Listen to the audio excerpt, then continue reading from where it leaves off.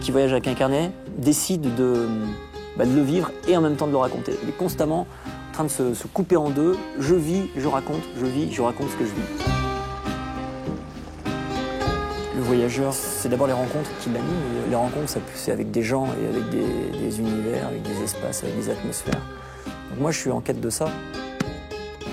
Bertrand de Miolis travaillait au service marketing d'une multinationale avant de tout quitter pour vivre de ses deux passions, le dessin et l'aventure. Un changement de vie profond pour partager sans cesse de nouveaux horizons. Aujourd'hui, en Arménie. On dit que les frontières de ce pays dessinent les contours d'un visage de femme tourné vers l'ouest. L'Arménie les yeux vers l'Occident et le regard de Bertrand à nouveau sur l'Orient, comme attiré par ces contrées méconnues. Lui qui a déjà sillonné le Kirghizstan, la Sibérie ou l'Afghanistan, lui qui aime ces paysages rudes, chargés d'histoire, que sait-il de l'Arménie? La question se pose au premier jour de son voyage, alors que le soleil se lève sur la capitale Yerevan et sur le mont Ararat. Il sait peu de choses en fait, si ce n'est que l'Arménie, grande comme la Belgique, est le plus petit État issu de l'ex-URSS.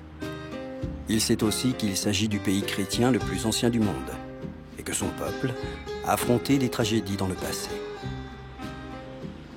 3 certitudes seulement, difficile de se faire une idée. Il faut rentrer dans les terres, aller à la rencontre des gens, découvrir les racines du pays.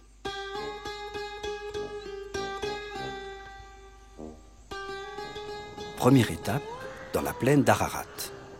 Du soleil, été comme hiver, un sol de caractère. Découvrir une terre viticole ne devrait pas surprendre. Petite nuance, ici le vin se vend en bord de route. Sprite? Нет. Нет, вино! Вода нет, вино нет, Coca-Cola нет. Comme ça. C'est le vin de la région. C'est bon?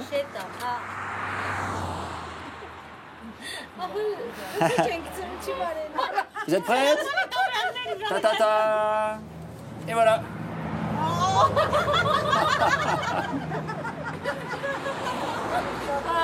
Merci. Kenats?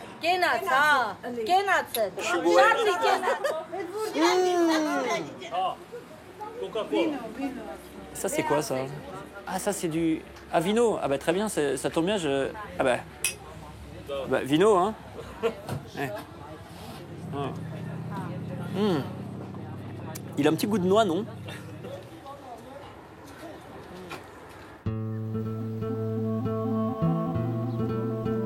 Les vignes de la plaine d'Ararat sont peut-être les plus vieilles du monde.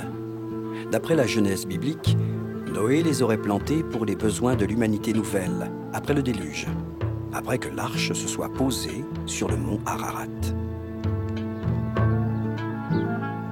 Depuis le monastère de Khor Virap, le panorama est exceptionnel. Nuances pastel du matin, ambiance nuageuse, les conditions naturelles se prêtent idéalement à l'émerveillement. Mais Bertrand a conscience de visiter un site hautement culturel.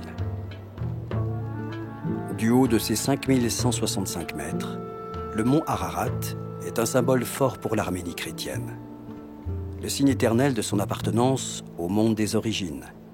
Et bien que le sommet soit aujourd'hui en territoire turc, il en impose toujours dans l'horizon identitaire des Arméniens. Quant au monastère de Khor Virap, c'est là que fut emprisonné Saint Grégoire, avant d'évangéliser la nation. L'Église arménienne est indépendante depuis ce jour de l'an 301, et chaque Arménien se reconnaît dans cette indépendance.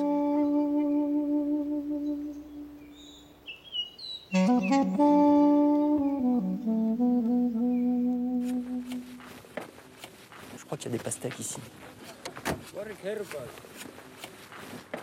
Balef. Les pastèques, ça, non?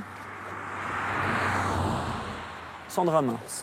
Celle-là, ok? Elle est bien, celle-là? Da?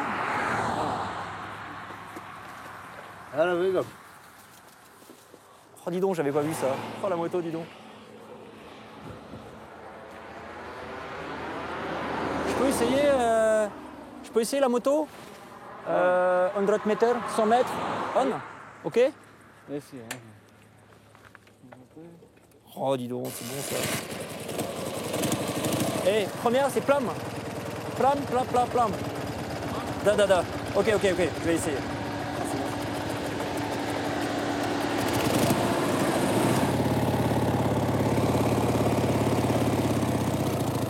Sans drame. 20 centimes d'euros pour une pastèque dans le désert et une balade en moto. Rassurez-vous, Bertrand l'a rendu avant de poursuivre sa route.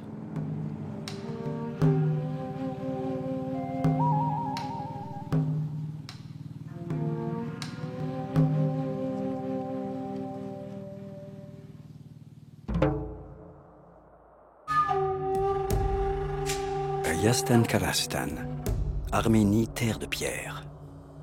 Les Arméniens utilisent cette rime pour souligner le côté minéral de leur environnement, aussi difficile à vivre que magnifique à contempler. Calcaire ocre, basalte sombre, roche oxydée, autant de couleurs qui subliment par ailleurs les monuments. Le site de Noravenk est un exemple parmi les 4000 églises et monastères recensés en Arménie. Arménie, terre de pierre. Peut-être que l'expression fait aussi référence au patrimoine bâti.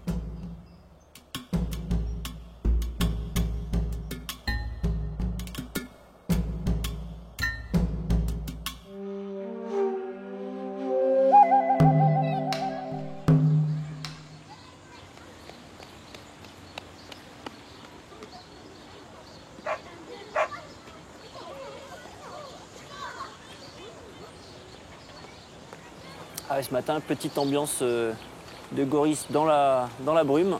Il fait d'ailleurs assez frisquet. C'est l'automne. Bye Louis. Mais bon, les enfants sont là, donc la ville est colorée. Bon, moi je vais prendre un petit déj. En fait là je prends mon petit déjeuner chez Lievan à Goris. Hlavné? Pomme. Pomme. Non. La vache. La vache. Ça, les œufs, comment ça s'appelle? Les œufs. Des œufs. Du miel. Merej. Merej, c'est du merej de. Ah oui, c'est du merej de chez lui. Donc on a. Je sais que c'est très traditionnel et qu'il est très bon dans le pays. Tout à l'heure, je vais faire ton portrait de toi.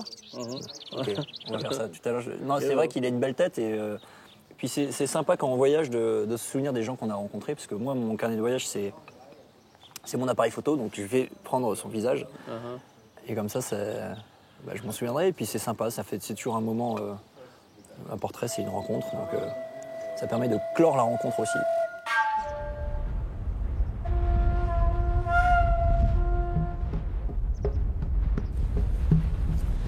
Je suis un peu paumé, là, en fait. Je me situe dans une zone de pâturage qui, par ailleurs, est sublime. La vue part très très loin et l'Azerbaïdjan est a priori par là, mais je cherche un site troglodyte en fait. Un site troglodyte qui s'appelle Renzores, qui est, paraît-il, sublime. La ville de Goris est encaissée dans une vallée plantée de cheminées calcaires et parsemée de grottes que l'homme a habitées pendant des siècles. Certaines localités troglodytiques étaient encore occupées au début des années 60. Ici, évidemment, c'est à la fois la solitude qu'on ressent, c'est ces cailloux qui sont presque des humains, c'est toutes ces crevasses qui sont autant de regards, finalement, qui ont l'air de me dévisager à l'instant T, d'ailleurs. Et tout ça, je vais essayer de le rendre, tout ça, je vais essayer de le raconter.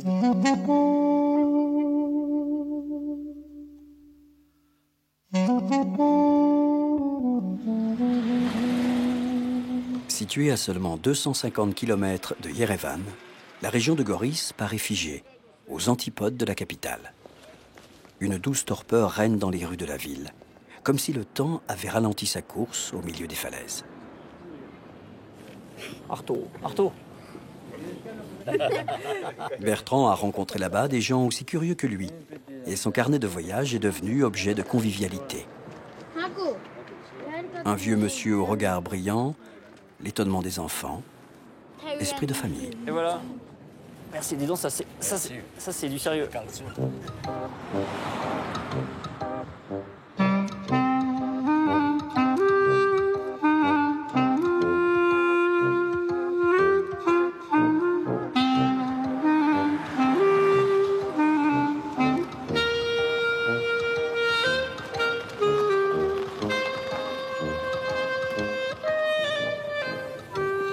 Malik. Ah, ça c'est les chachliks. Chachlik. Je peux prendre 2 chachliks pour moi? Non, une chachlik. Une chachlik. Da. Ok. Hesap hürmetine. Da. Сейчас будет. Da. После этого. Da, ouais. D'accord. Bon, bah, les chachliks.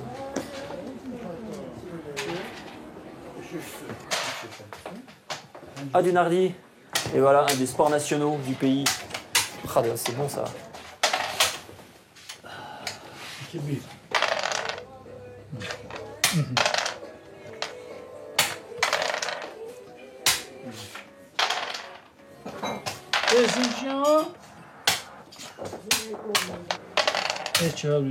En fait, le moment que je suis en train de vivre est un moment assez rare parce que je dessine très tranquillement, ils voient très bien qu'il se passe quelque chose, et en même temps, ils me laissent travailler, ils sont dans leur partie, de toute façon ils s'en fichent complètement, et puis en général, au moment où je leur montre, il y a toujours un moment sympathique.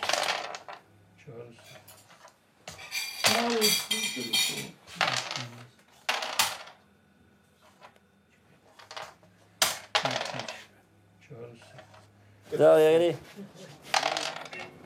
Lui, c'est lui.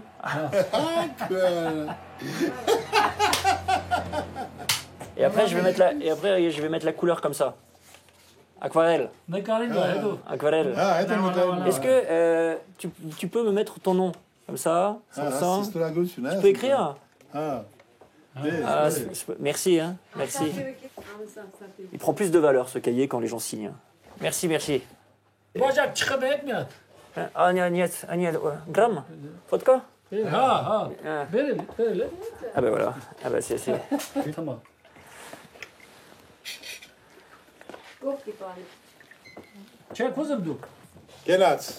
Genats, ha.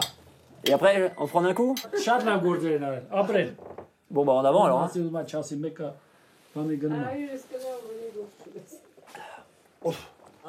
Là-bas. Là-bas. Good. Là-bas.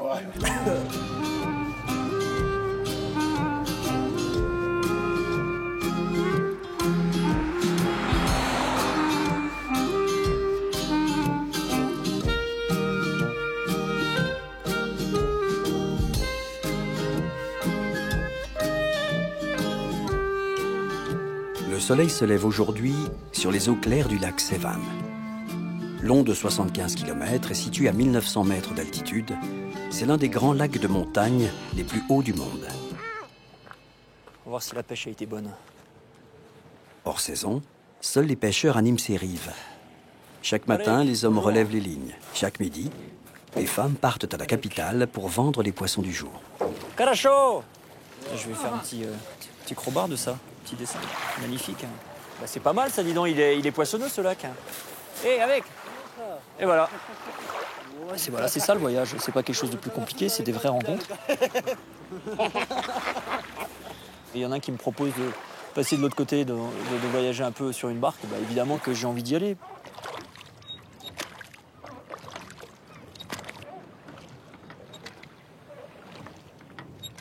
Est-ce que ça fait du bien d'entendre le bruit des avirons dans l'eau, le bruit des dames de nage qui grincent? Petit bruit qui me fait aimer mon métier au plus haut point.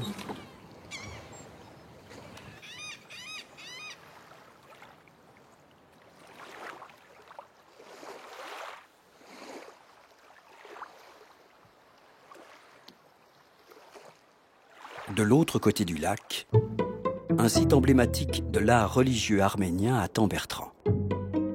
Le cimetière de Noratus et ses fameux ratchkars, croix de pierre sculptées typiques et uniques, dont les plus anciennes datent du IXe siècle.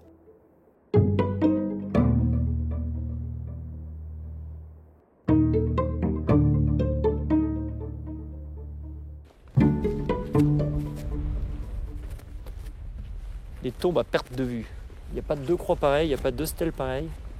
On voit des scènes, comme là, les tombes nous racontent une histoire. C'est un rébus en fait. Il faudrait les déchiffrer, il faudrait prendre le temps. Il faudrait prendre le temps de déchiffrer tout ça, mais quel travail. 1, 2, 3, 4, 5, 6. Comme ça, verticales, qui font face au soleil. On est dans un musée là, voilà. On les regarde les unes après les autres.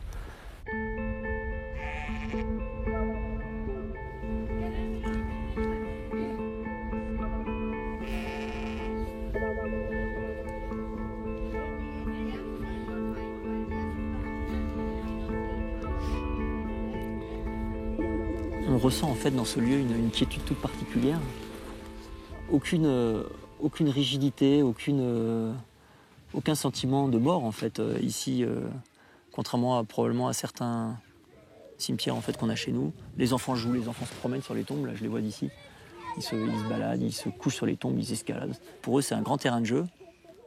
Et puis pour moi c'est un grand terrain de promenade culturelle et recueillie. Viens voir, montrer.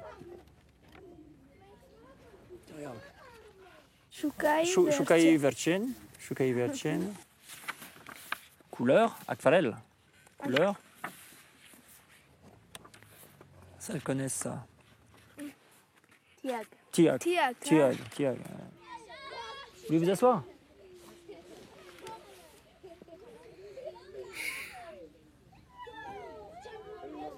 Et voilà, la petite fille. C'est bien? Caracho? Oui. Alors, il faut que tu vas me dire ton nom.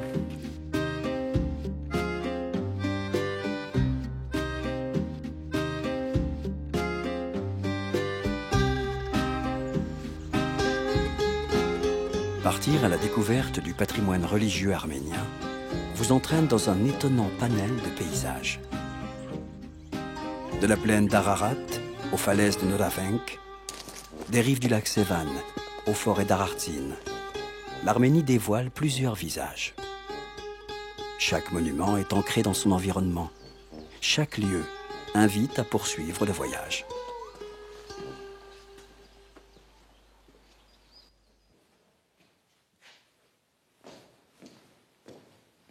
Avant de regagner la capitale, Bertrand savoure encore les vieilles pierres d'Arartsin. Fondé au XIIe siècle par un abbé à vocation artistique, ce monastère était réputé pour son école de musique.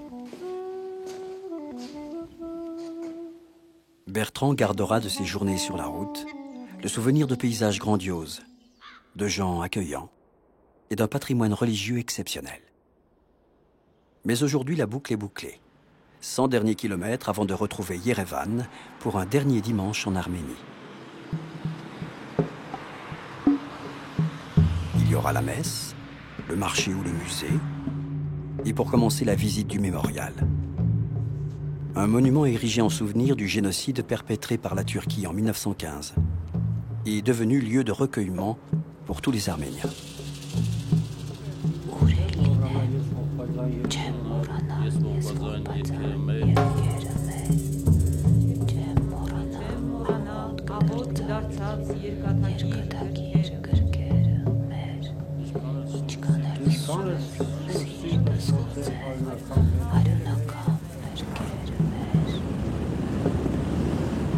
Des pans de pierre pour former le foyer d'une flamme éternelle au pied d'une immense flèche symbolisant le peuple arménien.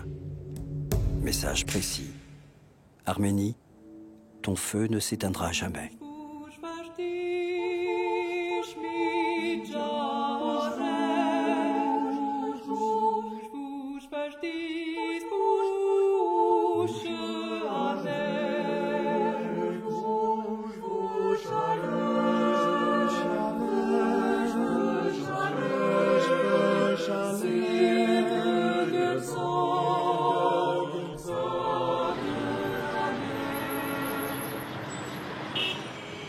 Yerevan est bâtie sur les ruines d'une cité plus ancienne que Rome. Elle fut proclamée capitale de l'Arménie en 1918. Alors simple bourgade, elle devint métropole au début de l'ère soviétique.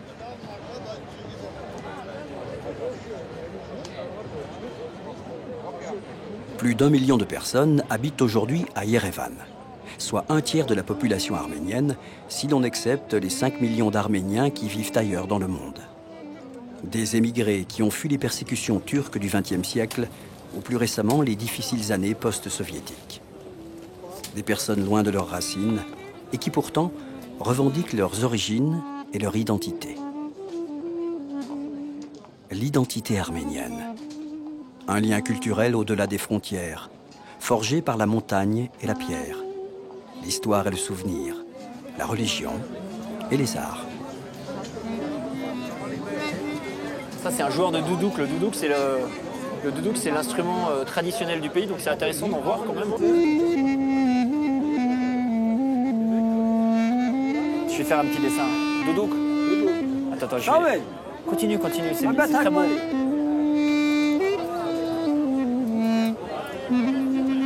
Oh, merci, Baroun. Merci, Baroun.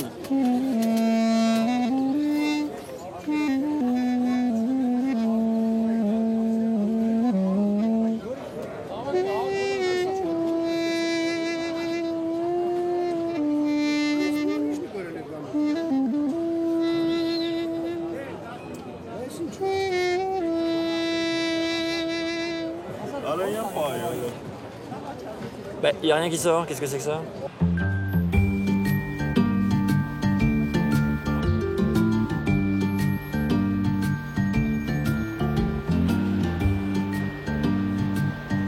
Bertrand gardera un souvenir étrange du métro de Yerevan.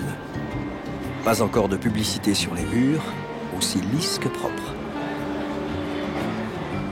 50 drams, soit 10 centimes d'euros le ticket, quel que soit le trajet. Des policiers en uniforme, au sourire amical.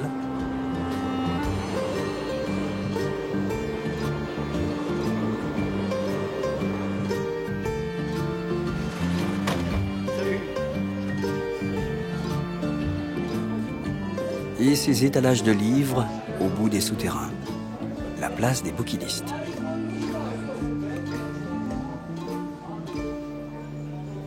Notre patrie, c'est notre langue.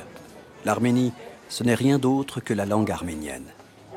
L'expression est du poète contemporain Van Terian, qui soulignait ainsi l'importance des lettres dans son pays. En Arménie, l'alphabet est un trésor national.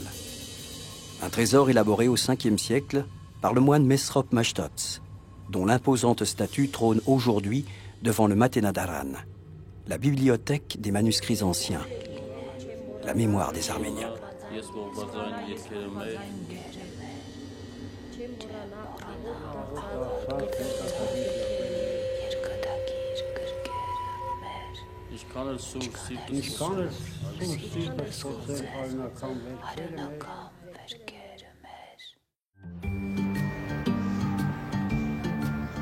L'Arménie et les Arméniens mériteraient plusieurs voyages, plusieurs carnets.